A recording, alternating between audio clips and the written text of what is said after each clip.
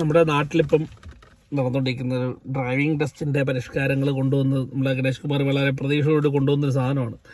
അതിന് എല്ലാം കൂടെ ചവിട്ടിക്കൂട്ടി ഒരു പരിപാടിക്ക് വെച്ചിട്ടുണ്ട്. അപ്പോൾ നല്ല കാര്യങ്ങൾ ചെയ്യാൻ ആരെ സമ്മതിക്കരുത്, നന്നാവരുത്. അതാണ് ഏറ്റവും വലിയ ഒരിത്.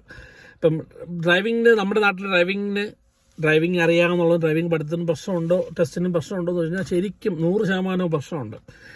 പുള്ളി പറഞ്ഞ പോലെ ഡ്രൈവിംഗ് അറിയാത്തവർക്ക് തന്നെയാണ് പകുതി കൂടുതൽ ആൾക്കാർക്ക് ലൈസൻസ് കിട്ടുന്നത്. പ്രോപ്പറായിട്ട് ടെസ്റ്റ് നടക്കുന്നില്ല, ഡ്രൈവിംഗ് അറിയാമോ എന്ന് പരിശോധിക്കുന്നില്ല എന്നുള്ളത് സത്യമാണ്. എനിക്ക് ലൈസൻസ് കിട്ടിയിട്ട് 20 വർഷമായി. 20 വർഷം മുമ്പും ഇങ്ങനെ തന്നെയാണ് നടന്നത്. ഞങ്ങൾക്കന്ന് റോഡ് ടെസ്റ്റ് ഒന്നും ഇല്ലായിരുന്നു. ഉറപ്പായിട്ടും എനിക്ക് ഇപ്പോഴും ഓർമ്മയുണ്ട്. എടുക്കുന്നു, ആൾ കൂടുതലാണ്, ഇന്ന് റോഡ് ടെസ്റ്റ് നടത്ത സമയമില്ല, എല്ലാവരെയും പേപ്പർ എടുത്ത് വെക്കുന്നു, പാസ്. ഇതായിരുന്നു ഞങ്ങൾക്കൊക്കെ. അപ്പോൾ അന്നൊക്കെ അങ്ങനെ തന്നെയായിരുന്നു ലൈസൻസ് കിട്ടിക്കൊണ്ടിരുന്നത്. ഇപ്പോഴും അങ്ങനെയൊക്കെ തന്നെയാണ്. ഇപ്പം പുള്ളി ഇന്നൊരു വീഡിയോ ഉണ്ടായിരുന്നു. പിന്നെ ഏതോ RTO എത്ര സമയം കൊണ്ട് ഇത്ര പേർക്ക് ഇത് കൊടുത്തെന്നുള്ളതൊക്കെ. അത് പുള്ളി പറയുന്നത് 11 മണിക്ക് 10 മണിക്ക് ഉറങ്ങുന്നു. ഇവിടെ നമ്മുടെ നാട്ടിലൊക്കെ 11 മണിക്കാണ് ഇപ്പോഴും തുടങ്ങുന്നത്, 1:30 തീരുകയും ചെയ്യും. അതൊക്കെ അങ്ങനെ തന്നെയാണ് നടക്കുന്നത്. അപ്പോൾ അത് ഇവർ നോക്കുപോലുമില്ല. എടുക്കുന്നിടത്തുനിന്ന് വേറെ പല ആൾക്കാരാണ് നോക്കണത്. കുറ്റി വീഴുന്നുണ്ടോ, കമ്പി തട്ടുന്നുണ്ടോ എന്നൊക്കെ മാത്രം നോക്കുന്നത്, അല്ലാതെ അവിടെ വേറെ ഒന്നും പ്രത്യേകിച്ച് നടക്കുന്നൊന്നുമില്ല. അപ്പം എനിക്ക് പറയാനുള്ളത്, ഞാൻ ഈ അടുത്താണ് കഴിഞ്ഞ വർഷമാണ് ഞാനിപ്പോൾ UK ലൈസൻസ് എടുത്തത്. അപ്പോൾ UK ലൈസൻസ് എടുക്കാൻ നേരത്ത് ഇത്രയും നാൾ വണ്ടി ഓടിച്ചുകൊണ്ടിരുന്നിട്ട് പോലും നല്ല പേടിച്ചാണ് എടുത്തത്. കാരണം പലരും പറഞ്ഞു 4-5 പ്രാവശ്യം അറ്റൻഡ് ചെയ്തിട്ടാണ് തിയറി പാസ്സാകുന്നത്. അതിനുശേഷം 3-4 അറ്റംപ്റ്റ് നടത്തിയിട്ടാണ് പ്രാക്ടിക്കൽ റോഡ് ടെസ്റ്റ് പാസ്സാകുന്നത്.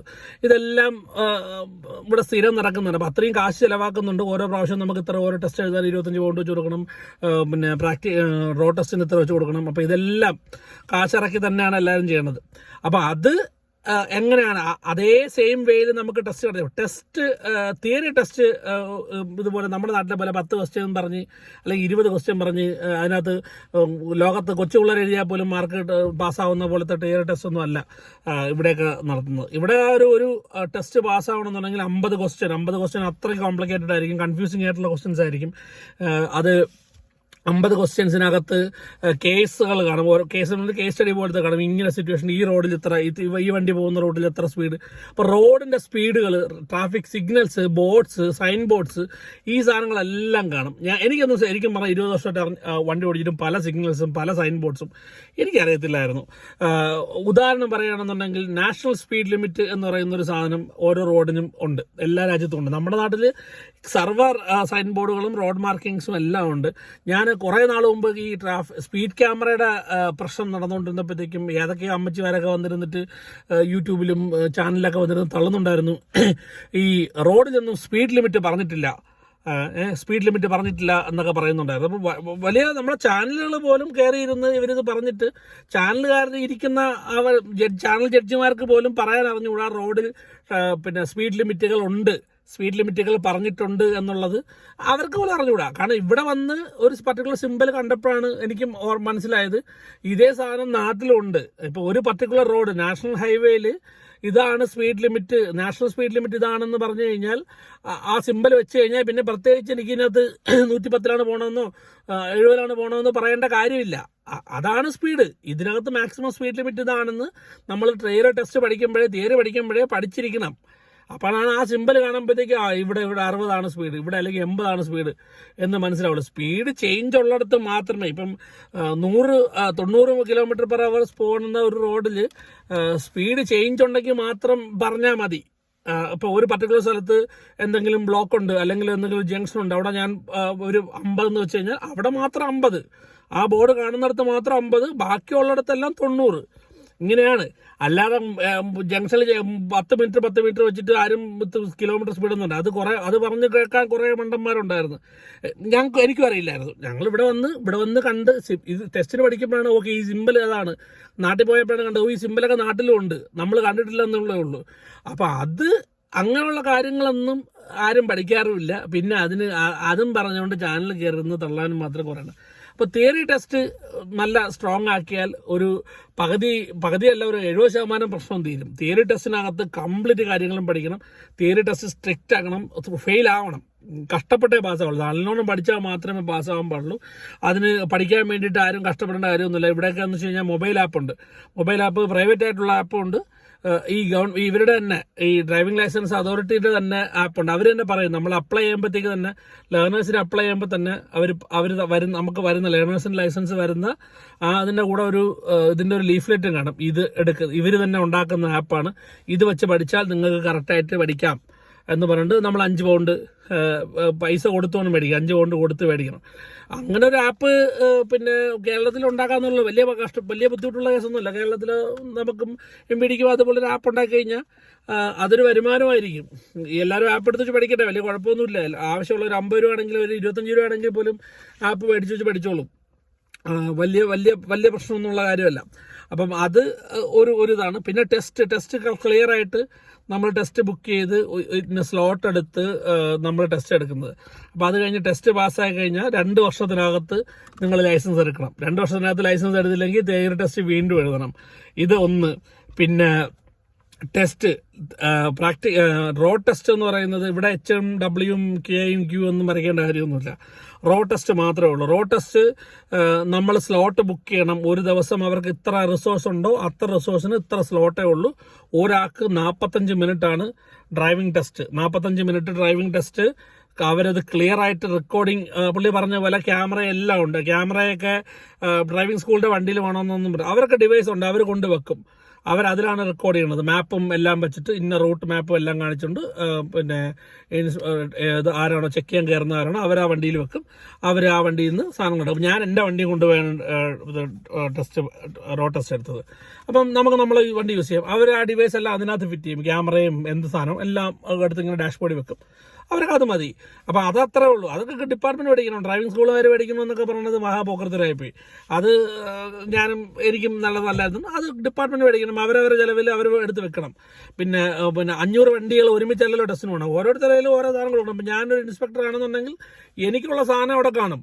ഞാൻ അതിലായിരിക്കും ചെക്ക് ചെയ്യണം. എൻ്റെ റെക്കോർഡെല്ലാം അതിനകത്ത് കാണണം. അല്ലാതെ വേറെ ഉള്ളവർ മേടിച്ച് വെച്ചിട്ട് അത് ചെയ്യണം എന്നൊക്കെ പറയുന്നത് മോശം കാര്യമാണ്.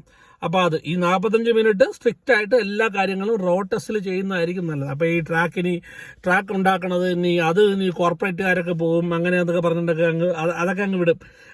അത് പറഞ്ഞുകൊണ്ടായിരുന്നില്ല. Road test 45 minute driving.